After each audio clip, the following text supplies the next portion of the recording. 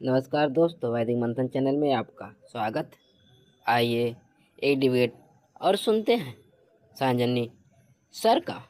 हाँ जी, Indian debate करना आपको। जैसे आप बताते हैं इसमें कि तर्क वर्क देते हैं और एआई का बताते हैं, तो जैसे आप बताते हैं कि हिंदू धर्म जो है वो बहुत धर्म है, इसको ब्राह्मणों ने बहुत इसे चुरा के हिंदू बना दिया है। तो आप ऐसी प्रतिक्रिया या फिर ऐसा कोई बयान और धर्मों के ऊपर क्यों नहीं देते? इस्लाम के ऊपर हो गया या और अन्य धर्म है, तो इनके ऊपर भी कैसे बयान दिए? ये लोग भी कन्वर्टेड, बांग्लादेश, पाकिस्तान और भारत के मुसलमान भी कन्वर्टेड हैं, इन पे भी कभी आप बोला करें? आप ब्राह्मण हैं? नहीं, हम ब्राह्मण नहीं है, लेकिन हम जो भी है, आप शर्मा ब्राह्मण नहीं होते क्या? हम ब्राह्मण होते हैं, लेकिन हम जाति से ऊपर उठ के बात करिए ना। हम जो सवाल पूछे उसका जवाब वो दीजिए। जाति से ऊपर उठ के ही बात करेंगे। आप भी तो जाति से ऊपर कहाँ बाहर निकल पा रहे हैं? आप भी तो दूसरा धर्म में पहुंच गए। बात अपने घर की चल रही है, बार बार आप पड़ोस की बात कर रहे हैं। आपकी लड़ाई हो जाएगी आपकी बीवी से, तो आप क्या कहिएगा कि बीवी तू मुझसे ही क्यों लड़ रही है? पड़ोस में भी तो बहुत सारे पति हैं, हाँ? उनसे जाके काहे नहीं लड़ रही है? ये भी तो आप कहेंगे ना। घर में आपके यही चलता है क्या कि जब भी आपके घर में माता पिता की लड़ाई हो गई, भाई बहन की लड़ाई हो गई, तो आप कहते होंगे कि भाई साहब पड़ोस में भी तो बहुत सारे मर्द हैं, बहुत पड़ोस में तो ये भी बहुत सारे हैं, लड़कियां हैं, उनसे काहे नहीं जाके लड़ते? हम ही से काहे लड़ रहे हैं भाई? हैं? बात घर की चल रही है, धर्म आपको चाहिए। आप काहे नहीं खुला अपने शंकराचार्य से अनाउंसमेंट करवा दीजिए कि आज से ही कह दें कि एससी एसटी ओबीसी जो है हिंदू नहीं है, तो हम जाएंगे बात करने के लिए। हम बात करेंगे बुद्धिस्ट से, मुस्लिम से कंपेयर करेंगे। आप काहे धर्म में घुसेड़े हुए हैं भाई? जो भारत का एससी एसटी ओबीसी है उसको अपने धर्म में घुसेड़े क्यों हैं? जब तक आप घुसेड़े रहेंगे तब तक तो चर्चा चलेगी, आप ही से बात होगी, क्योंकि आप सारे धार्मिक संस्थानों पे कब्जा करके बैठे हैं। आपके धर्म में लिखा है कि शूद्र को पढ़ने का अधिकार नहीं है, तो शूद्र को ये नहीं अधिकार है, तो वो नहीं है। आप मनुस्मृति लिख के बैठे हैं, आप हमारे बारे में लिख के बैठे हैं। मुस्लिम लिख के बैठा होता कि शूद्र जो है उसको ये अधिकार नहीं है, वो नहीं है, हम जाके मुस्लिम से ही बात करते हैं। क्यों अपने धर्म में हमारे बारे में लिखे हैं? आप वाल्मीकि रामायण लिखते हैं, उसमें बुद्ध को गाली देने लगते हैं। वो भी एक बार लिख देता। अपनी कुरान लिख रहा था, उसी में लिख देता कि बुद्ध को मारो काटो, चोर है, ये है। हम उससे भी बात करते। भाई काहे लिखा है ऐसी बात अपनी किताब में? हाँ, तो कुरान में नहीं लिखा जो है कि लिखा काफिरों को है मारना चाहिए? तो काफिरों को मारना चाहिए, तो आप भी तो काफिर है ना। आप तो उसके दरबार में बैठ के सेवा दे रहे थे, आप तो उसके दरबार में बैठ के नाच रहे थे, ठुमका लगा रहे थे, मुजरा गा रहे थे कि नहीं गा रहे थे? बोलिए तो। इसके दरबार में? मुगलों के दरबार में। कौन से मुगलों के दरबार में? कौन नाचा मुगलों के दरबार ब्राह्मण नाचा है, आपके पुरखे में? नाचे हैं। नाम बताइए ना, नाम बताइए। नाम भी बता देंगे, लेकिन नाचा है ना, हमारे पास तो सबूत कोई और। नाम बताइए ना, वो सबूत दो, नाम बताओ तो बात हो क्या? नाम भी बताएंगे भाई, इतनी क्या जल्दबाजी है? सब चीज बताएंगे, एक ए टू जेड बताएंगे। लेकिन पहले तो हम तो ये कह रहे हैं ना कि अगर मुस्लिम के बारे में हमको बोलना है, जब आपको बोलना था, जब आक्रमण किया था, तो आप उसके दरबार में बैठ कर तशरीफ परोस रहे थे, हैं, ठुमका लगा रहे थे, मुजरा गा रहे थे। आइए सबूत दिखा देता हूँ, नहीं तो आप रोते रह जाइएगा।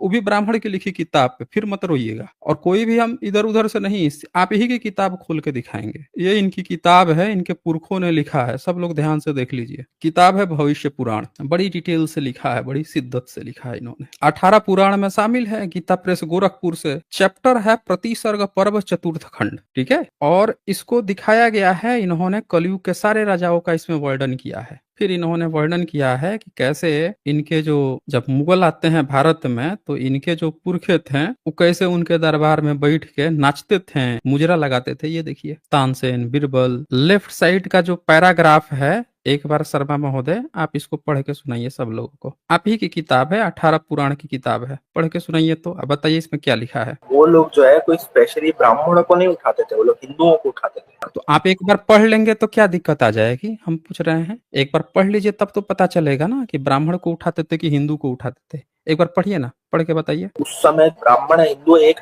ब्राह्मण और हिंदुओं में क्या अलग है बताइए? आप लोग जो है ये लोगों को बहला फुसलाकर बताइए। हिंदू धर्म से कर। एक मिनट, एक मिनट। ब्राह्मण में और हिंदू में क्या अंतर है बताएं हम, क्या अंतर है, हैं? उस पर भी चर्चा करेंगे, लेकिन उससे पहले आपने रेफरेंस मांगा है, अब रेफरेंस मैंने खोल दिया है, तो बिना पढ़े टॉपिक को मत बुक कीजिए। आपने रेफरेंस खुलवाया है ना, आपने कहा कहाँ लिखा है दिखाइए। अब खुल गया है तो एक बार पढ़ लीजिए, ताकि आगे इसका अगला जो नेक्स्ट पॉइंट होगा वो होगा कि डिफरेंस क्या है हिंदू में ब्राह्मण में। चलिए एक बार पढ़िए, तो पढ़ के सुनाइए। आप बताइए, तो डिफरेंस तो बताइए आप। नहीं, आप टॉपिक छोड़ के क्यों भाग रहे हैं भाई? आपने रेफरेंस खुलवाया, रेफरेंस जब खुल गया तो आप तुरंत ही नेक्स्ट क्वेश्चन पे काहे स्विच कर रहे हैं? आप इसको पढ़िए। अभी आपने कहा ना कि ब्राह्मण था कि हिंदू था, बिना रेफरेंस पढ़े हुए आप कैसे डिसाइड कर लेंगे भाई? हैं? बाप होगा तभी ना बेटे का डीएनए होगा। बाप है नहीं, आप बेटे का डीएनए डीएनए किए जा रहे हैं। पढ़ लीजिए, पहले पढ़िए उसको, देखिए कि वो ब्राह्मण था कि क्या था जो ठुमका लगाता था मुगलों के दरबार में। हैं? जब जरूरत था उनके बारे में बोलने का मुस्लिम से, तब जब अपनी तशरीफ आपके पुरखे जो है लेके बैठ जाते थे दरबार में। हैं? कोनो मार जो है ठुमका लगा रहा था, मुजरा गा रहा था, आज हमको आप आए हैं सिखाने के लिए। जब इस देश को आपने बांट दिया, पाकिस्तान दे दिया मुस्लिमों को, बांग्लादेश दे दिया, उसके बाद से अब आ रहे हैं हमको सिखाने के लिए तुम मुस्लिम के खिलाफ काहे नहीं बोलता है? हैं? जब आपको बोलना था तो आप तशरीफ परोसती हैं उसको। आज हमको आ गए हैं ज्ञान बांटने, किताब रेफरेंस खुल गया तो पढ़ने में नानी याद आ रही हैं। एक बार पढ़िए इसको, चेक तो कर लीजिए कि हिंदू को बैठाता था कि ब्राह्मण को बैठाता था। पढ़िए, आपके पुरखों का लिखा हुआ है ना भाई, एक एक शब्द कीमती है इसका। आपके पुरखों ने जब इस किताब को 18 पुराण पीढ़ी दर पीढ़ी ढो के लेके आया है, एक एक शब्द जो उसमें लिखा है पूरे होशो हवास में, पूरे ब्राह्मण कम्युनिटी के होशो हवास में लिख के तब इसमें सौंपा है। एक एक शब्द महत्व है इसका, डिनाई नहीं कर सकते हैं आप। आपके पुरखों का पूरा जो है पीढ़ी दर पीढ़ी निचोड़ है इसमें। वो क्या बताना चाहते हैं अपने बच्चों को, वही चीज लिखा है उन्होंने। पढ़िए तो जरा। आपने अभी कहा कि आपके पुरखे जो है देश को बांट गए, पाकिस्तान बना दिया, बांग्लादेश बना दिया, किसने? देखिए, टॉपिक मत बदलिए। पढ़ने के लिए कहा है ना, नहीं पढ़ेंगे तो हम पढ़ के सुनाते हैं, समझ रहे ना? टाइम काटने लग गए, हम सुनाते हैं ना इनको। बोल रहे थे ना कि हिंदू को बुलाते थे, हिंदू को नहीं ब्राह्मण को बुलाते थे। सुनिए यहाँ पे, अकबर कहते हैं अकबर कौन था, तो ब्रैकेट देके मुकुंद ब्राह्मण। अकबर को ये ब्राह्मण घोषित करके रखे हुए हैं, इनका मुकुंद ब्राह्मण है। मुकुंद नाम है कि राज्य प्राप्ति के बाद उसके पूर्व जन्म के 7 शिष्य। अब इनके 7 शिष्य, मुकुंद जो ब्राह्मण था ना, इसके 20 शिष्य थे। लेफ्ट साइड में लिखा है, राइट साइड पढ़ना था। तो 20 शिष्य को बताएगा कि अगला जन्म लेके अकबर के साथ जो है वो ब्राह्मण क्या किए। 7 शिष्य थे, केशव, माधव, मधु, देवापी, सोमपा, सूर तथा मदन। इस जन्म में पुनः उत्पन्न होकर अकबर के दरबार में आ गए इनके ब्राह्मण। और मुकुंद ब्राह्मण के शिष्य केशव अकबर के समय में गानसेन यानी तानसेन नाम से उत्पन्न हुआ, मुजरा गाता था। एक दूसरा ब्राह्मण जो है पूर्व जन्म का माधव जो है, अकबर के समय में बैजू बाबरा नाम से वही बैठ के मुजरा गाता था। तो मुजरा ब्राह्मण पैदा हो गए मुजरा गाने के लिए अकबर के दरबार में। और देखिए, पूर्व जन्म के मधु अकबर के समय में सभी रागों के ज्ञाता हरिदास गायक नाम से, देख लीजिए, गायक नाम से जब बोलना था मुगलों को, मुस्लिम्स को, तो बैठ के दरबार में गाना गा रहे थे। और सुनिए, ये मध्वाचार्य मतानुयायी वैष्णव था, समझ रहे हैं? वैष्णव था बैठ के, एक भी बुद्धिस्ट नहीं था, सब अकेले यही मुजरा गाए हैं। और सुनिए, पूर्व जन्म के देवा अकबर के समय में बीरबल नाम से प्रसिद्ध हो गया। लीजिए, एक और ब्राह्मण आ गया, वे पश्चिमी ब्राह्मण थे और उन्हें वाणी की अधिष्ठात्री सरस्वती देवी का अभिमान था। और सुनिए, इनके सारे के सारे जो ब्राह्मण हैं उनकी प्रसिद्धि सुन लीजिए। फिर पूर्व जन्म का गौतम वंश में उत्पन्न सोमपा अकबर के समय में मानसिंह नाम से उत्पन्न हो गया। वह आर्य भूप शिरोमणि अकबर का सेनापति बना। पूर्व जन्म का सूर्य दक्षिण देश में ब्राह्मण कुल में उत्पन्न हुआ, देख रहे हैं? फिर देखिए, यह पंडित था, इसका नाम बिल्व मंगल हो गया। यह अकबर का मित्र बन गया। जब जरूरत थी उनसे लड़ने की तो मित्रता निभा रहे थे। अब भारत का SC ST OBC बेचारा लड़ के मर रहा था, कट रहा था, खप रहा था। तशरीफ ले हुजूर, हमारी तशरीफ परोसते आपके दरबार में। ठुमका लगवाना है ऊ लगवाइए, मुजरा गवाना है ऊ गवा लीजिए। आज आए हैं ये हमको समझाने कि अबे तुम लोग हम ही लोगों के बारे में काहे बोलते हो, मुगलों के बारे में काहे नहीं बोलते हो। देख रहे हैं कितना नाइंसाफी है। और सुनिए, यह अकबर का मित्र बना। पूर्व जन्म का पूर्व देश का ब्राह्मण मदन, देख लीजिए, ब्राह्मण मदन अकबर के समय में चंदल नाम से प्रसिद्ध हुआ। ये नर्तक था, नाचता था बकायदे, देख रहे हैं? ब्राह्मण जो है अकबर के दरबार में नर्तक था। रह क्रीड़ा विशारद था, रह कीड़ा विशारद, समझ रहे हैं? अब भाई कोई वैसा शब्द मत इस्तेमाल कर दीजिएगा प्ले उले टाइप का है, मैन भी में पता नहीं क्या होता है, लेकिन क्रीड़ा करता था, नर्तक भी था और रह विशारद क्रीड़ा भी करता था। वो सुने है ना इंद्र के दरबार में कि मेनका और उर्वशी और पता नहीं परी परा क्या होते थे, सब दरबार में नाचते रहते थे। नाचते नाचते एक बार संलिप्त हो गए तो वो दे दिया, श्राप दे दिया कि अबे नाचने भर ही अलाउ था, तो श्राप दे दिए तो नीचे आ गए तो श्राप काट कूट के फिर गए थे ऊपर। अब देखिए नर्तक लिखता तो वहां तक ठीक था, आगे जो लिख दिया ना कि रह कृण विशारद था, समझ में नहीं आ रहा है हमको। कोई थोड़ा विद्वान उद्वान हो तो नहीं समझाइएगा, हमको ज्ञान दीजिएगा भैया, ये ब्राह्मण लोग लिखे हैं इसका क्या स्पेशल मीनिंग है। क्योंकि वो बात तो हमको समझ में आता है, गाना राग का है, नर्तक का भी बात समझ में आ गया, ये रह क्रीड़ा विशारद था ये हमको नहीं समझ में आ रहा है। तो हाँ शर्मा महोदय तो हैं यहीं पे, ये शायद समझा देंगे।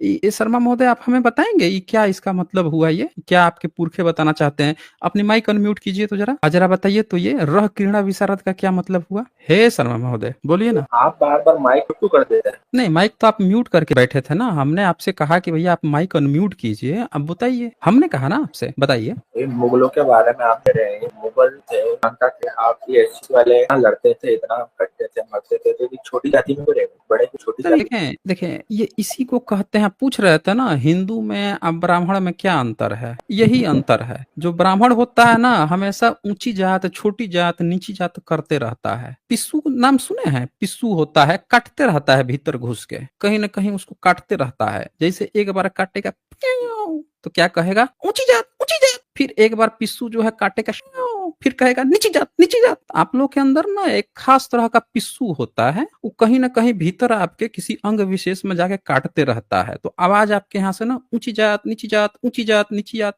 आदत होती है। यही अंतर होता है ब्राह्मण होने में अब बाकी जाति होने में, समझ रहे हैं? आपका यहीं पे जवाब है। आप जो जो काम यहाँ पे किए हैं ना, अपने किताबों में लिख के बकायदे अपने करनामे लिख के गए हैं ना, रख के गए हैं, भूला नहीं है। आए हैं हमको ज्ञान देने है कि भैया तुम लोग जो हम मुगलों के बारे में काहे नहीं बोलते हो, मुस्लिमों के बारे में काहे नहीं बोलते हो, सारा ज्ञान ब्राह्मणों पे ही देना है। ये आपने हमको ई धर्म पकड़ा दिया है, तुमको हिंदू कहना है, तुमको हमारी किताबें माननी है, हमारे पुराण मानने हैं, हमारे वेद मानने हैं, तो हम तो आपकी किताब पढ़ रहे हैं। हमने तो आपका मतलब भी पूछ दिया कि भैया एक ब्राह्मण महोदय हमारे पास आए हैं, वो रह कीर्णा विशारद नर्तक को तो समझ में आता है, नाच वाच लेता था, गाना वाला भी समझ में आ गया, रह क्रीड़ा कौन सा क्रीड़ा करता था दरबार में, वो हम आपसे मतलब भी पूछ लिए, आप बता नहीं रहे हैं। तो ज्ञानवर्धन कर दीजिए ना, लगे हाथ एक ब्राह्मण महोदय बताएंगे तो थोड़ा अच्छा रहेगा ना। बताइए तो जरा, चाहे आपने किसी विशेषज्ञ हो, महामंडलेश्वर कोई शंकराचार्य, उनसे पूछिएगा कि हुजूर आप लोग अकबर के दरबार में बैठ के गाते थे, इससे कह रहा था, वो दिखाया भी रेफरेंस,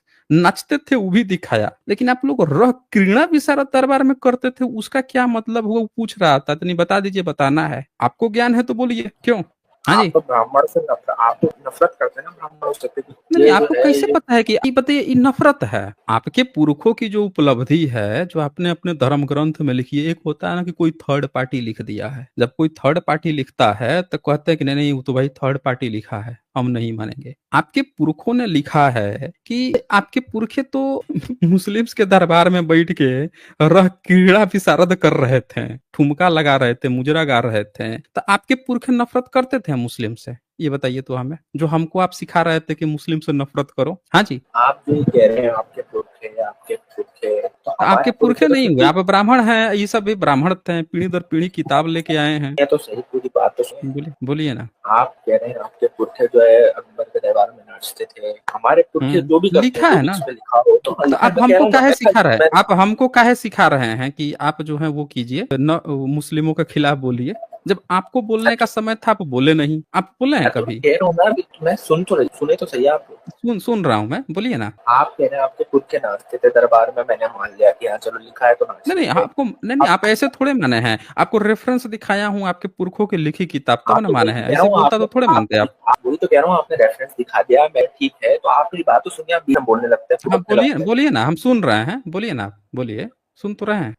आपने हमारे जो आप कह रहे हैं आपके पुरखे नाचते थे, हमारे पुरखे जो है जो क्षत्रियों को ज्ञान भी देते थे और ज्ञान में भी सबसे वर्धक होते थे, लेकिन क्या क्या कहा आपने, आप क्या कहा, क्या ज्ञान देते आप थे, ज्ञान कैसा ज्ञान देते थे? सबसे ज्यादा पढ़ी लिखी जाति होते थे ब्राह्मण। अच्छा पढ़ी लिखी आज जाति भी होते है, थे, कहाँ से पहले भी थे और कौन आज सी भी है। पढ़ाई पढ़ते थे? ये नहीं नहीं कौन सी पढ़ाई पढ़े थे, जरा आप हमको बता दीजिए तो, जिसमें ज्ञान है बताइए। आप जिन लोगों को यहाँ डिफेंड कर रहे हैं, आप जिनका पक्ष ले रहे हैं, वो तो नहीं नहीं नालियां नहीं साफ करते थे। एक नालियाँ साफ करते थे, तो नाली आप बनवाए होंगे तभी ना साफ होता होगा। बताइए तो आप कौन सी नाली बनवाए थे? आपने इतनी पढ़ाई लिखाई की थी तो आपने कौन सी नाली साफ करवाई थी, जरा बताइए तो आप हमें। वही तो बात है ना, जो पढ़े लिखे होते हैं वो ये सब आप छोटे काम एक नहीं करते। एग्जाम्पल, वही तो, आप पढ़े लिखे थे तो आपके कौन सी पढ़ाई पढ़े थे, जरा यही बता दीजिए, ताकि पता चले कि आप क्या किए हैं। नाली साफ करने के लिए नाली होना जरूरी है ना। आपका तो पूरा एक घर बनाया हुआ नहीं मिला, आपका घर बहुजन समाज बनाया है। आपके कुएं बहुजन समाज ने खोदा है, आपके घर में जो अनाज पहुंचा है वो बहुजन समाज खेती किया है। आप जो कपड़ा पहनते हैं बहुजन समाज उस कपड़े को सिलता है और उस कपड़े को बनाता है। आप जिस लोटे बर्तन का इस्तेमाल करते हैं बहुजन समाज उस लोटे बर्तन को बनाया है। आप जो किताब पढ़ते हैं उस कागज को काटना बनाना और उसको बना के हस्तलिखित या जो भी मशीन से, सब बहुजन समाज का काम है। आपने आज तक सिवाय निठल्लापन के कोई काम ही नहीं किया। आपके घर का हर काम तो बहुजन समाज किया है। आप कौन सा काम किए हैं जो हमको बता रहे हैं नाली साफ करते थे? पूरे कौन सी पढ़ाई पढ़े थे भाई? एक इंजीनियर इंजीनियरिंग की पढ़ाई करके कुछ इंजीनियरिंग के मटेरियल बना देता है। खेती गृहस्थ किसान जो है खेती की पढ़ाई पे कम से कम खेती अच्छे से कर लेता। आप कौन सी पढ़ाई पढ़े थे भाई? जरा एक बात हमें बता दीजिए तो, ताकि पता चले कि हम लोग नाली साफ आप करते करते थे। बताइए तो जरा, कौन सा काम किए हैं आपके पुरखे? एक कंस्ट्रक्टिव काम बता दीजिए ना। माचिस की तीली आप नहीं बनाए हैं। आपको यज्ञ हवन करना होता था तो उसका भी आग जो है बहुजन समाज अपने घर में जला के रखता था, चूल्हा वहां से लेके आता था।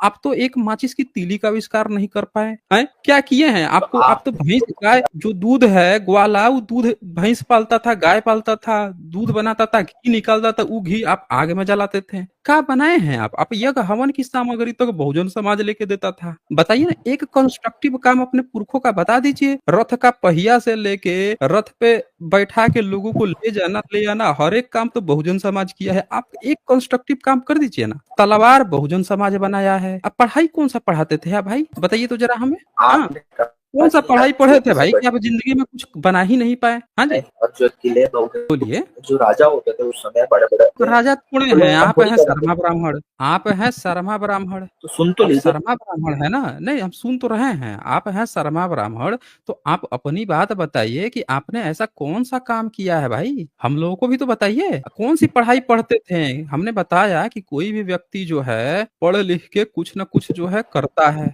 आपने कौन सी पढ़ाई पढ़ी थी और क्या आविष्कार किया था? इस पे देश गए, को क्या मेरे दिया है आपने व्यक्तिगत पढ़ मित्र लिख रहे, के? तो आप सबसे पहले आपके तो मेरे पुरखों पे भारत गए, में उसके बाद जितने आ गए। शिलालेख मिले हैं, जितने भारत का राष्ट्रीय प्रतीक जितना है, उसमें से बताइए तो ब्राह्मण का दिया हुआ क्या है? भारत में सम्राट अशोक का स्तंभ है, नेशनल प्रतीक है। सम्राट अशोक का स्तंभ है, सिंह वाला जो चिन्ह है वो है। सम्राट अशोक का बुद्धिज्म का बनाया हुआ है। कमल बुद्धिज्म का दिया हुआ है। हाथी बुद्धिज्म का प्रतीक है। शेर, बैल सब बुद्धिज्म का प्रतीक है। मोर बुद्धिज्म का प्रतीक है। पीपल बुद्धिज्म का प्रतीक है। हर एक चीज तो बुद्धिज्म का दिया हुआ है।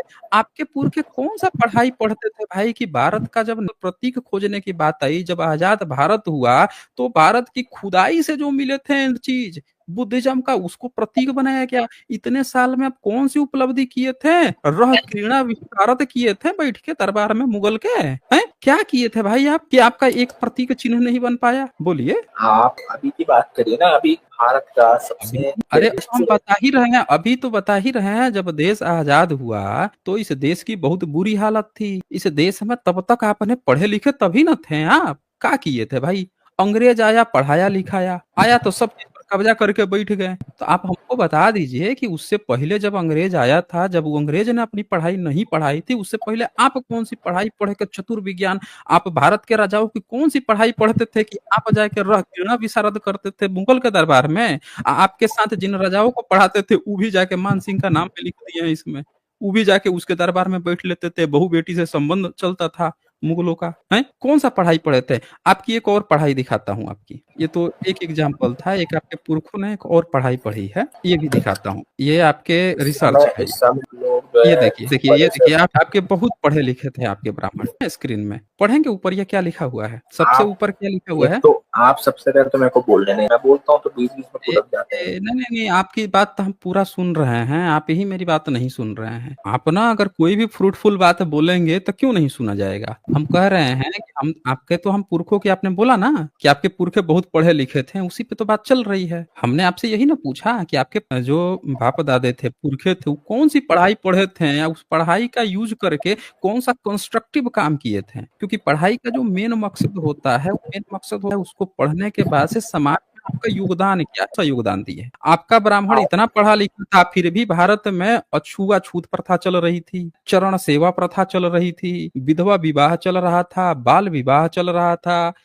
शूद्र अछूत भेदभाव ऊंच जात नीच जात चल रहा था। वो ऐसा न पढ़ाई पढ़ के गए थे, अपनी किताब में ऐसी ऐसी बात लिख के गए थे जिससे ये साफ साफ झलकता था कि आज भी आपके अंदर वही जातिवाद है, आके ऊंच जात नीचे जात कर रहे थे आप यहाँ पे हैं। यही पढ़ाई पढ़े थे, पढ़ाई का आपका मकसद यही था, भेदभाव पैदा करना। पूरी दुनिया पढ़ के कुछ कंस्ट्रक्टिव काम करती है और आप हमेशा डिस्ट्रक्टिव काम किए हैं। भेदभाव ऊंच नीचे भेदभाव कर रहे हैं, बड़े पढ़े लिखे थे, राजा को पढ़ा दिए। कौन पढ़ाई पढ़े थे कि आप भी परोसती है तशरीफ, वो भी जाके परोसती है, ऐसा पढ़ाई पढ़ा दिए उसको के मुगलों के दरबार में। अब ये देखिए, ये हमने खोल दिया आपके पुरखों की एक और दास्तान। ये है ग्यासु बलवन, नोट ऑन द पालम बाउली इंस्क्रिप्शन बाई क्या है, राजन लाला मित्रा। तो एक इंस्क्रिप्शन मिला, पालम बाउली इंस्क्रिप्शन, पूरा उसका प्लेट मिला। अब देखिए आपके ना पुरखे कितना पढ़े लिखे थे, इसका एक झलक देखिएगा इस इंस्क्रिप्शन पे।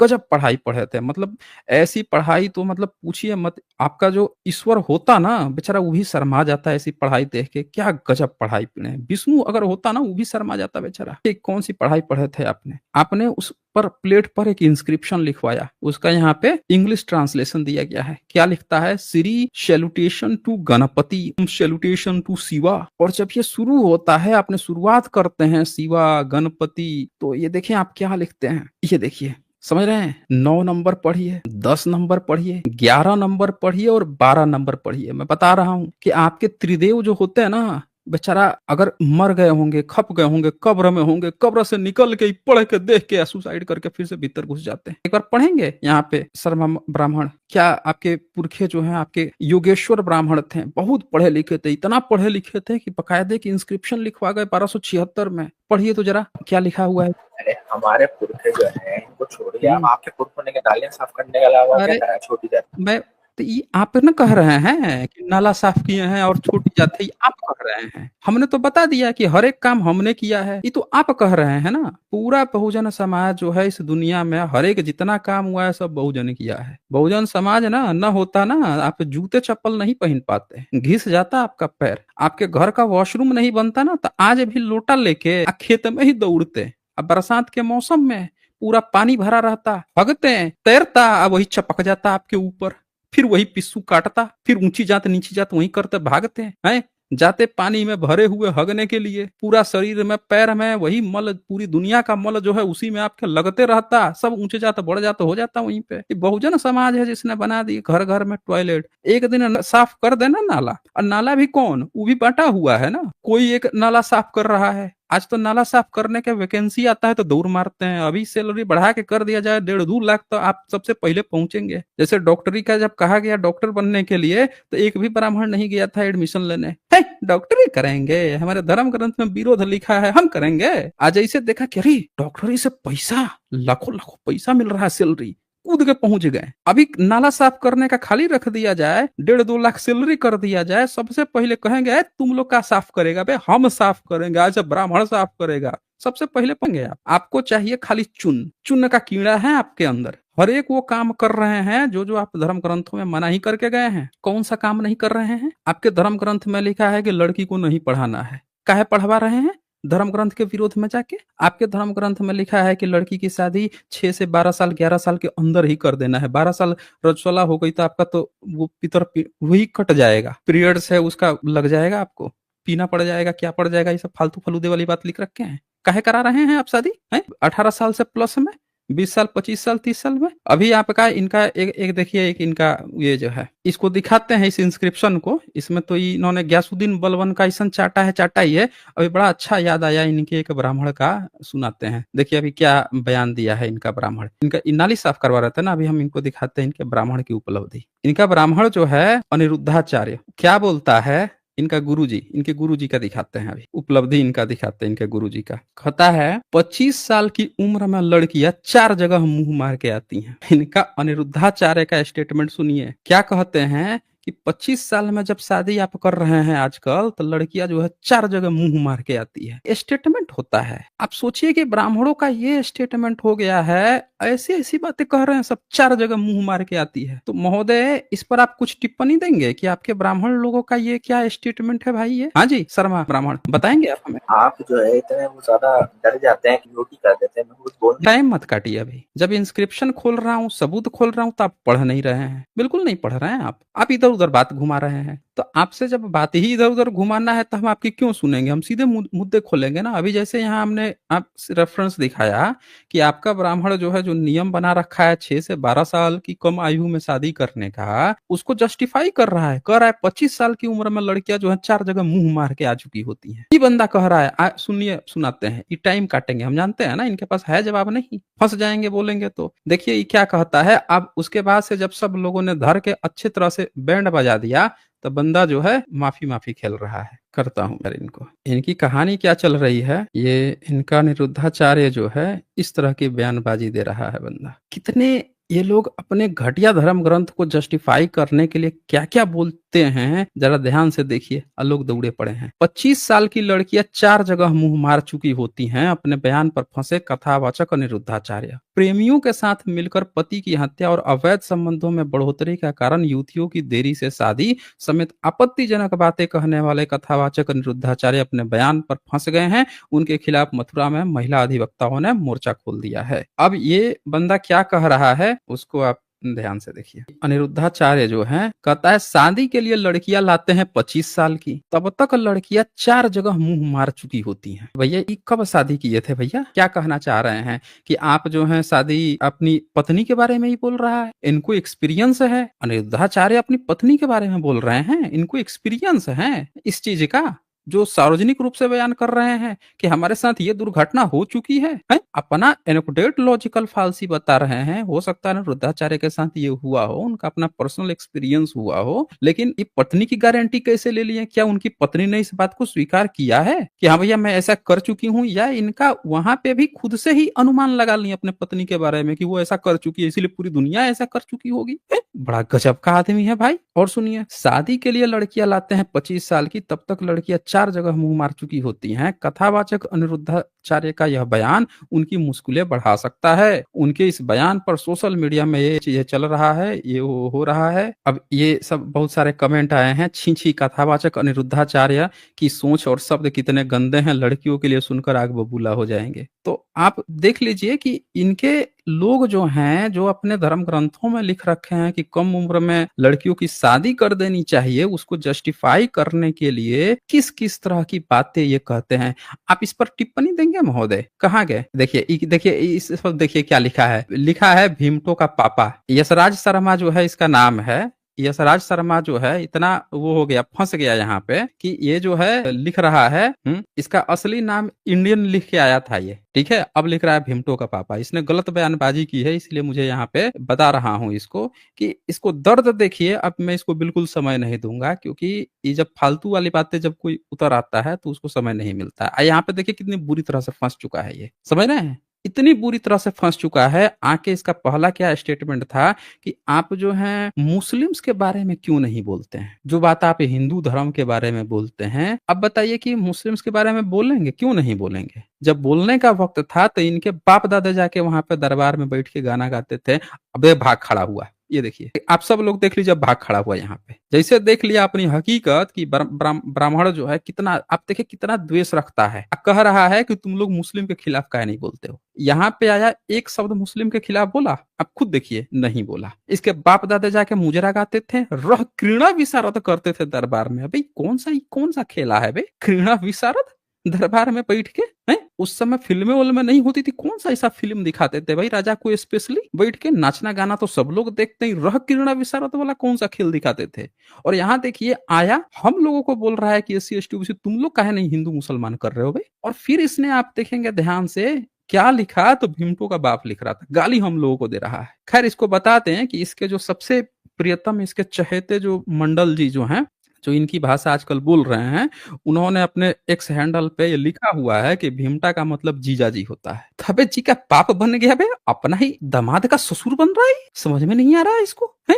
जीजा का ससुर बन जा रहा है, बाबा बन जा रहा है। अभी आपस में ही रिलेशन शादी कर लिए क्या सासू माँ से ही अपनी? समझ में नहीं आ रहा है इसको। खैर तो देखिए भाग खड़ा हुआ यहाँ से, जैसे ही इसकी पोल पट्टी खुल गई, और नफरत है किससे? इसको बहुजन समाज से। गाली दे रहा है बहुजन समाज को, बार बार कह रहा है छोटी जात नाली साफ करना। नाली साफ करना जो है बार बार ये शब्द ले रहा है, और नाली साफ करने का काम ही किसको देते हैं? तो पार्टिकुलर समाज का नाम बदल के वाल्मीकि समाज किया हुआ है। अब जो हमारे वाल्मीकि भाई लोग सुन रहे हैं, आप देखिए कि आपके लिए कितनी नफरत है। इसको आप वाल्मीकि बने घूम रहे हैं, बैठ के जय श्री राम राम के नारे लगाते हुए घूम रहे हैं, वाल्मीकि बने घूम रहे हैं, और आके ये पूरी दुनिया में आके गाली आप ही को दे रहा है, किसी को नहीं गाली दे रहा है। बहुजन समाज में गाली सबसे ज्यादा ये जो दे रहा है वो तो दे ही रहा है सबको, उस पार्टिकुलर समाज को दे रहा है जो नाली साफ करता है, जिसके लिए विख्यात है। और उस समाज को वाल्मीकि समाज बन के घूम रहे हैं। भाग किससे रहे हैं आप लोग? देखिए हकीकत आप जानिए कि आपके प्रति नफरत किसमें है, किसमें इतना जहर भरा हुआ है, और कौन व्यक्ति जो है आके आप ही से जय श्री राम करवा के हिंदू मुसलमान भी करवा रहा है। तो हकीकत देख लीजिए कि इसके बाप दादे आज भी वही काम कर रहे हैं, पहले भी वही करते थे, और नफरत इनको हमसे है। हम बात करें मुसलमान की, कहानी गढ़ रहे हैं। आज बस इतना ही, फिर मिलेंगे हम अगले डिबेट के साथ अगले वीडियो में। तब तक के लिए नमस्कार।